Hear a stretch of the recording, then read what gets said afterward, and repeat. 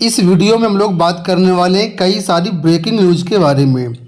यहाँ पर हम कवर करेंगे बीएड वर्सेस बीटीसी मामले को लेकर के सुप्रीम कोर्ट से एक अपडेट के बारे में। इसके बाद बात करेंगे बीपीएससी टीआरई जिसका नोटिफिकेशन जारी होना, इसमें डोमिसाइल नीति को लेकर के एक बड़ी अपडेट है। साथ ही साथ सीटेट नोटिफिकेशन और केवीएस भर्ती को लेकर के भी अपडेट्स हैं। तो वीडियो को अंत तक देखेगा, वीडियो को लाइक और शेयर भी कर दीजिएगा। चलिए वीडियो में आगे बढ़ने से पहले जो भी अभ्यर्थी बीपीएससी टीआरई की तैयारी कर रहे हैं उनके लिए बेस्ट बुक की सूचना। आज हम बात करने वाले हैं बीपीएससी सेकंड फेज की बेस्ट बुक के बारे में, जो कि चच्चू प्रकाशन की है। यहाँ पर देखिए ये गाइड पुस्तक है जो कि टीजीटी और पीजीटी दोनों के लिए बहुत ही उपयोगी है।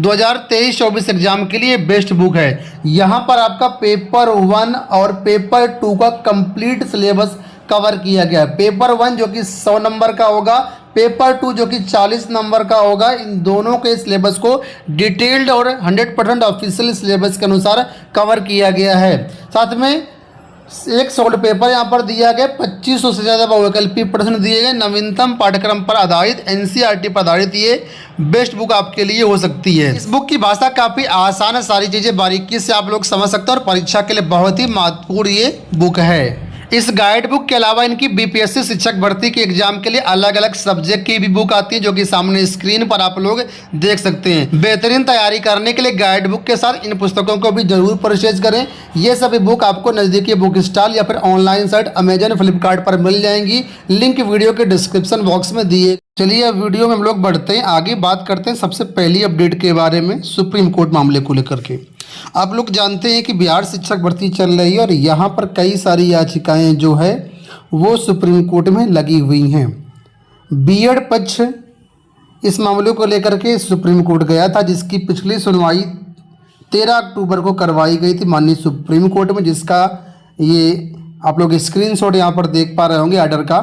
Dipankar Gaurav and others versus state of Bihar की तरफ से ये यहाँ पर देखिए याचिका है और इसकी जो पिछली सुनवाई हुई थी वो 13 अक्टूबर को हुई थी। तो यहाँ पर जब 13 अक्टूबर को सुनवाई हुई थी तो क्या आर्डर दिया गया था, वो आर्डर यहाँ पर स्क्रीन पर आप लोग देख सकते हैं। इसमें एक्चुअल में जो ये आर्डर लगाया गया था वो लगाया गया था यहाँ पर जस्टिस बोपन्ना जी की बेंच में और जस्टिस एम सुंदरेश जी की बेंच में। जबकि बिहार शिक्षक भर्ती हो या बीएड वर्सेस बीटीसी का मामला हो, इस मामले की ऑलरेडी जो सुनवाई है वो माननीय जस्टिस अनिरुद्ध बोस जी की बेंच में पहले ही हो चुकी है। कई सारे ऑर्डर उन्हीं की बेंच से डिलीवर किए गए हैं। तो यहाँ पर जस्टिस बोपन्ना साहब ने कहा था चूँकि ये मामला पहले से ही बीएड वर्सेस बीटीसी से संबंधित था और इसमें ऑलरेडी जो बेंच है वो इस मामले को पूरी तरीके से जानती है, वहाँ पर सुना जा चुका है एक केस। तो यहाँ पर उन्होंने कहा था इस जो मतलब ये याचिका है इसको जो संबंधित बेंच है वहाँ पर लिस्ट करने के लिए माननीय चीफ जस्टिस के बेंच में लिस्ट किया जाए और रजिस्ट्री इसको जो है जल्द से जल्द उनकी बेंच में लिस्ट करे, क्योंकि ये मामला अर्जेंसी इसमें मांगी गई थी।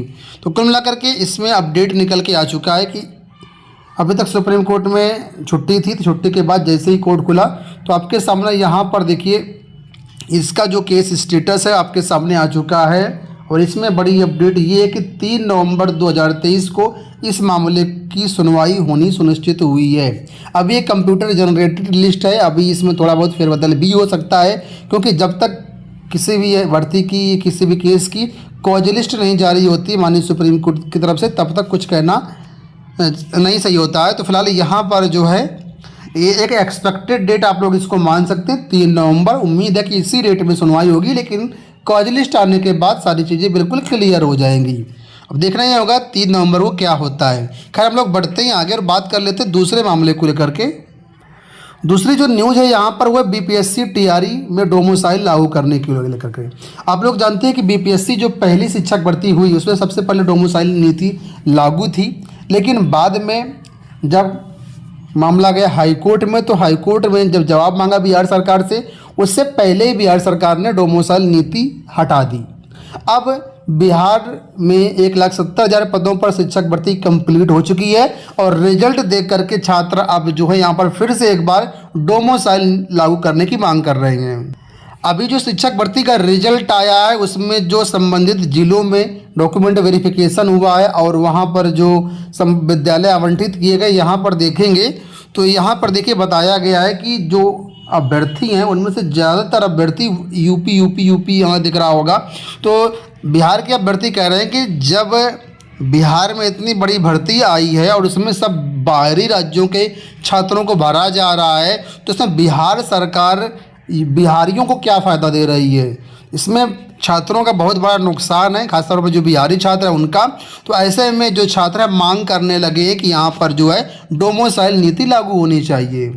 यहाँ पर एक पत्र भी वायरल हो रहा है जो कि तेजस्वी जी की तरफ से संकल्प पत्र है और यहाँ पर पार्टी ने कुछ वादे किए थे। ये वादे यहाँ पर आप लोग देख सकते हैं। वादा ये किया गया था कि राज्य के मूल निवासी युवाओं को सरकारी नौकरी में स्थानीय नीति लागू करते हुए कम से कम 85% रिक्तियाँ आरक्षित की जाएंगी और उनके लिए सभी सरकारी बहाली परीक्षाओं में फॉर्म निःशुल्क होंगे तथा राज्य के अंतर्गत गृह जिले से परीक्षा केंद्र की यात्रा मुफ्त होगी। तो यहाँ पर यह वादा किया गया था स्थानीय नागरिकों को 85% कम से कम नौकरियाँ दी जाएंगी।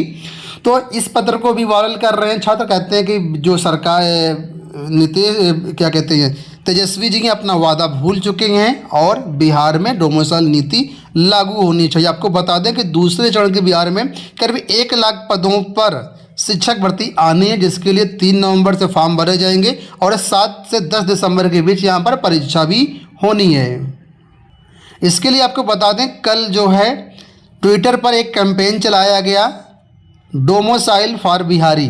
बिहार के नौकरियों पर सिर्फ और सिर्फ बिहारियों का अधिकार है और इस हैशटैग के साथ कल ट्विटर पर जो है कैंपेन चलाया गया और ये मांग की गई कि जहां पर जो बिहार शिक्षक भर्ती है उसमें जो है लागू किया जाए। यहाँ पर एक ट्विटर यूजर हैं हिंदू ऋतुराज सिंह, उनका कहना है कि ना कि यूपी एमपी झारखंड वेबसाइट वाले वेस्ट बंगाल वाले और इतनी जल्दबाजी में क्यों है सरकार।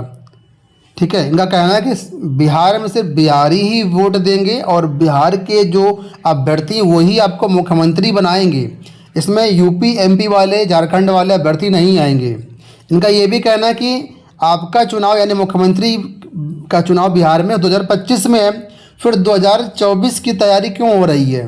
2024 में तो मोदी जी का चुनाव है, फिर आप लोग बिहार को चलाइए। डोमिसाइल हटाने में पीएम नहीं बन पाओगे, पीएम तो कोई और ही बनेगा। और इस तरीके से मांग कर रहे हैं कि डोमिसाइल जो है लागू किया जाए। इस पर एक ट्विटर यूजर है सुनील सिंह, उन्होंने लिखा हुआ है कि अगर बाकी प्रदेश यही कहने लगे तो बिहारी जो हैं 70% बिहारी दिल्ली मुंबई कोलकाता अन्य राज्यों में सालों से नौकरी कर रहे हैं, उन्हें वापस जाना पड़ेगा। तो अपना ये घटिया वाहियात ज्ञान अपने पास रखो। यानी एक तरीके से डोमिसाइल नीति का विरोध किया गया है इनकी तरफ से। खैर, जहाँ तक मेरा तर्क यहाँ पर है कि अब फिलहाल TRE 2.0 में डोमिसाइल नीति नहीं लागू, क्योंकि सुप्रीम कोर्ट के और जो है राज्य सरकार के जो हाई कोर्ट होते हैं वहाँ पर कई ऐसे आदेश हैं और इन्हीं सब वजह से डोमिसाइल हटाया गया है। फिलहाल डोमिसाइल लागू होने की कोई भी संभावना नहीं है। बात कर लेते हैं KVS भर्ती को लेकर के। KVS की तरफ से PRT की जो भर्ती का रिजल्ट आया है उसके लिए इंटरव्यू का यहाँ पर देखिए वेन्यू और डिटेल्स जारी कर दी गई हैं। यहाँ पर बताया गया है कि जो आपके इंटरव्यू होंगे 3 नवंबर से लेकर के 9 नवंबर के बीच करवाए जाएंगे और आपका इंटरव्यू का वेन्यू ये रहेगा। जिनका इंटरव्यू मुंबई में होना उनके लिए ये एड्रेस रहेगा, जिनका इंटरव्यू लखनऊ में उनके लिए ये वेन्यू रहेगा, दिल्ली वालों के लिए ये है, देहरादून वालों के लिए ये है, चंडीगढ़ वालों के लिए ये है, नोएडा वालों के लिए ये है। यानी केंद्रीय जो विद्यालय हैं उनमें से ही यहाँ पर बनाया गया है। एक तरीके से रीजनल ऑफिस जो होते हैं उन्हीं को यहाँ पर वेन्यू बनाया गया है। तो आपके रिजल्ट में जो भी सिटी का नाम मेंशन है इंटरव्यू की डेली है तो वहाँ पर आपको संबंधित वेन्यू पर जाना है। और इसके लिए जो एडमिट कार्ड हैं, इंटरव्यू लेटर हैं, वो भी जारी कर दिए गए हैं।